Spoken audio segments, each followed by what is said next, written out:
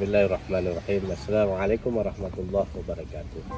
Bertemu lagi dengan saya Ustadz Aceh 651. Dalam kesempatan kali ini ingin mengangkat sebuah sabda Nabi yang sering-sering kita dengar. Manjadda wajada. Siapa yang bersungguh-sungguh pasti dia akan mendapat. Apa yang dia dapat, apa yang dia kerjakan.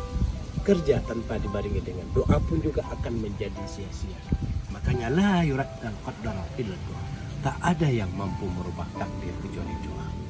Usaha dan doa harus seiring berjalan untuk mendapatkan naungan dan pertolongan dari Allah.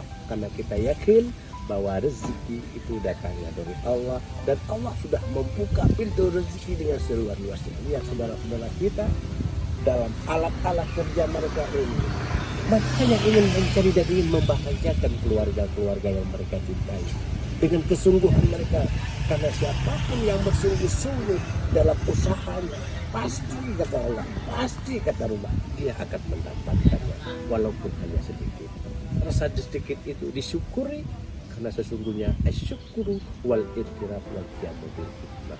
Karena sesungguhnya syukur nikmat itu adalah meyakini yang nikmat itu hanya datang dari Allah, yang kita kerjakan dengan segala perintahnya dan meninggalkan segala larangannya.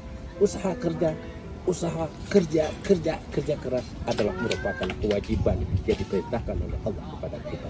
Semua kita memampukan diri kita untuk terus bekerja keras sehingga kita mendapatkan ridha dari Allah Subhanahu wa taala. Kiranya kita mampu bekerja keras untuk mendapatkan hikmah dari Allah. Wassalamualaikum warahmatullahi wabarakatuh.